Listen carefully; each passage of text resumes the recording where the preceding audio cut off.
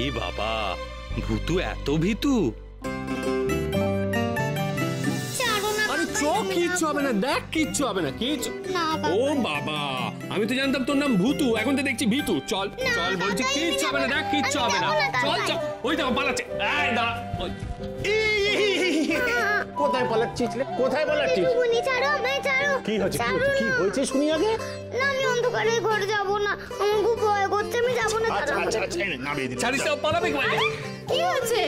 দেখো না, ওরা সবাই আমি ভীতু বলছে। হ্যাঁ, কেন? আমার ভূতুকে কেন ভীতু বলা হচ্ছে? দেখে দেখ কিচ্ছু হবে না, দেখ কিচ্ছু হবে। আরে কি করছিস? ছোটকে ছাড়, ও ভয় পাচ্ছে। দেখ, তুই লাইটটা জ্বালা। আরে সেই জন্যই তো ওকে এখানে নিয়ে এলাম। দাঁড়া,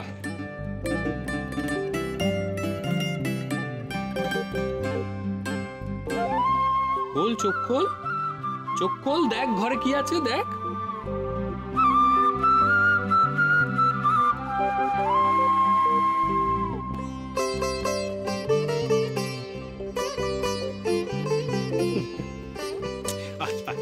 এখানে বস, তোকে আমি একটা কথা বলি। তুই যেখানে ভয় পাবি না, সেখানে ঢুকে দেখবি। মিছিমিছি ভয় পাবি না, আগে দেখবি ভয় পাওয়ার মতো সেখানে কিছু আছে কিনা, বুঝলি? ব্যাস, তাহলে তোর নাম আবার ভীতু থেকে ভূতু করে দেওয়া হবে। আমি তো ভূতু, আর গুরু দাদু কিসের মঙ্গলকে তাড়াতে এসছে। আমি তাতে কেন ভয় পাবো? আমি তো বাড়ি ফিরে যাব, নয়তো আমার নাম ভূতু থেকে ভীতু হয়ে যাবে।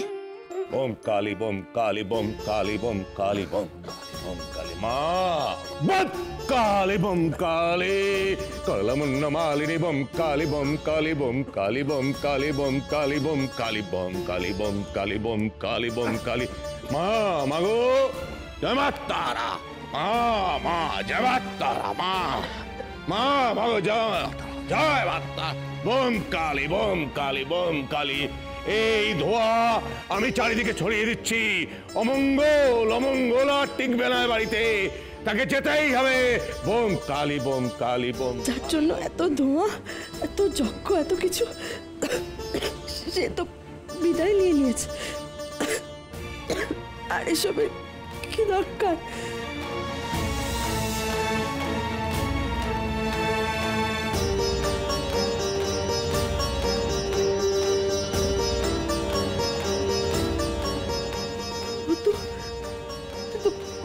বাইরে একা পাও রাখিস, সেখানেই থাকিস, সাবধানে থাকিস মা।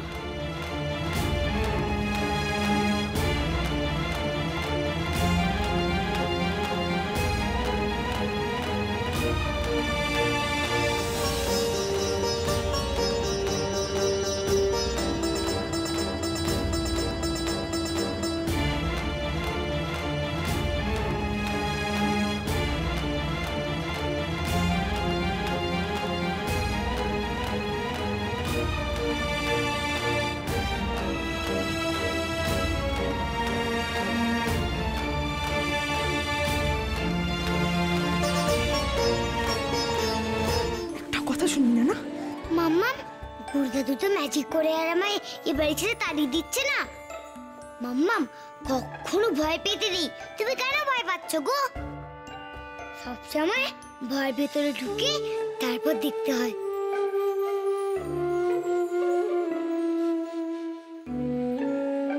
ও গুরুদাদু, তুমি এখানে কি করছো গো? গল্প বলো না গো গুরুদাদু। ও গুরুদাদু, বলো না গো গল্প, বলো না গো। চোখ বন্ধ করে আছো কেন? মেয়েটা যদি কোনো কথা শুনে, একেবারে সামনে গিয়ে বসলো। বাবাজি তো ধ্যান করছেন, যদি টের পেয়ে যান ভূতু নাকের ডগায় বসে আছে, কি যে করি। কি হলো গো গুরুদাদু, তুমি ঘুমিয়ে পড়লে নাকি? কি হলো বলো না গো।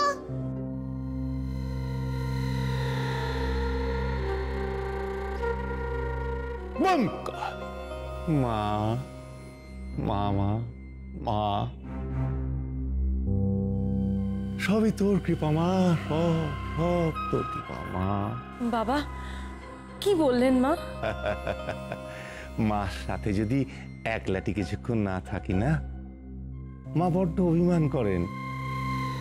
আসলে মা আমাকে খুব ভালোবাসেন। একবার কি হলো বলি শোন। বলো বলো, মা তো ছেলে কি ভালোবাসবে, যেমনি মাম্মা মালুমকে এতটা ভালোবাসে। আচ্ছা, তোমার মা তোমাকে কি করে, আদর করে?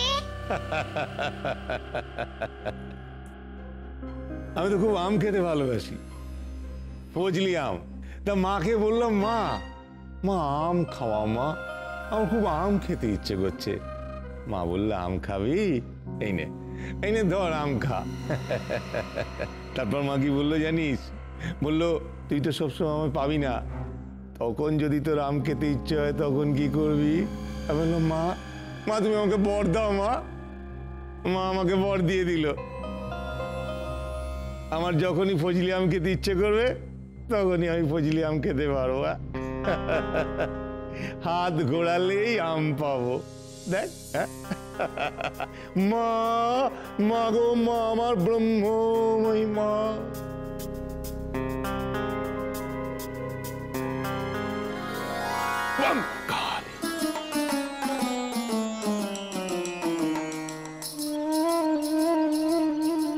জয় ফজলি বাবার জয়, জয় ফজলি বাবার জয়, জয় ফজলি বাবার জয়, জয় ফজলি বাবার জয়, ফজলি বাবার জয়। এলো ধরো।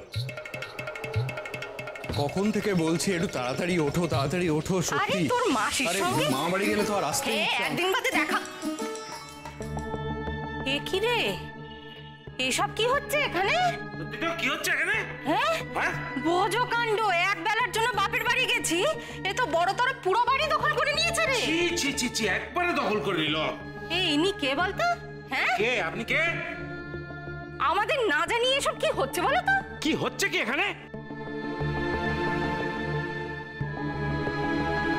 ছোট কাকিমা, এই রে, ফজলি বাবা কত বড় সাধক তুমি জানো? বুড়ো তো কত ভালো ভালো গল্প করে, সবাইকে কত ভালো আম দেয়। এত ঝগড়া করছো কেন বলো তো? ওসব সাধক টাধক আমি কিছু জানি না। এইখানের অর্ধেক অধিকার আমারও আছে। এই আমি ওপরে যাচ্ছি, জামা কাপড় পাল্টে এক্ষুনি নিচে নামবো। এর মধ্যে যেন দেখি এনাকে বিদায় করে এই জায়গা পুরো ফাঁকা হয়ে গেছে। এখানের অর্ধেক ভাড়া আমরাও দিই, এটা মনে রাখবি। এসো তো। আমি গো,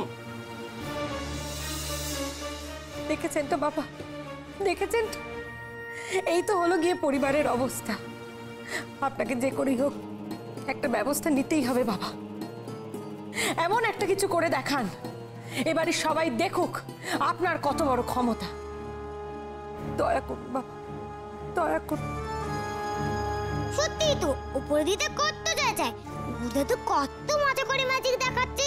দেখো না বাপু, দাঁড়াও আমি তোমায় টেনে নিয়ে আসছি।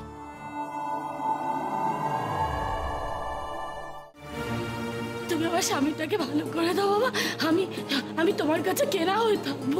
বুড়ো তো কি বেশিটা কষ্ট কমিয়ে দিতে পারবে? সেটাই তো দেখবার হতো যে বাবাজি ওর কষ্ট দূর করতে পারে কিনা, তাহলে বুঝতে পারবো বাবাজি আসল না নকল। পেরেছি বাবা, পেরেছি, নিজের পায়ে দাঁড়াতে পেরেছি, পেরেছি। আমি এই সব কিছু বন্ধ করতে পারি, কিন্তু একটা শর্তে। তোমাকে আর দুর্গাকে আমাকে ছুঁয়ে কথা দিতে হবে, এর সাথে তোমরা কোনো যোগাযোগ আর রাখবে না। শোনো, আমরা এখনো তোমার মতন এতটা পাথর হয়ে যায়নি। তোমাকে ছুঁয়ে আমি এত বড় কথাটা, এটাই আমার শেষ কথা তোমাকে। দাদা ভাই, পুতুলটা না দিয়ে এসেছি।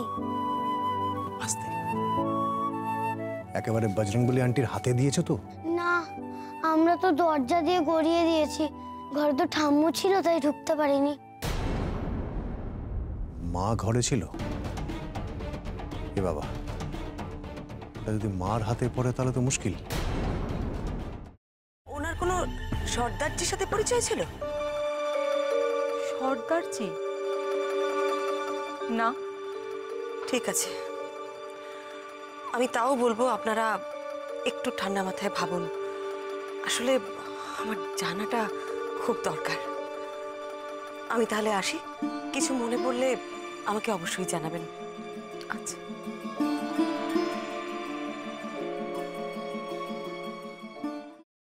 ফ্রাইং প্যানে Emami healthy and tasty refined rice bran oil গরম করে তাতে গোটা কালো সর্ষে আর কারি পাতা ফোড়ন দিয়ে ওর মধ্যে একে একে টমেটো কুচি, বাঁধাকপি বাটা, নুন, হলুদ গুঁড়ো, শুকনো লঙ্কা গুঁড়ো আর সামান্য চিনি দিয়ে ভালো করে কষিয়ে নিয়ে ওই মিশ্রণে কুড়িয়ে বেটে রাখা নারকেল, পাকা লঙ্কা কুচি আর কারি পাতা দিয়ে ভালো করে নাড়াচাড়া করে নামিয়ে নিয়ে নারকেলের স্লাইস, পাকা লঙ্কা স্লাইস আর কারি পাতা দিয়ে সাজিয়ে সার্ভ করুন বাঁধাকপির ঝাল।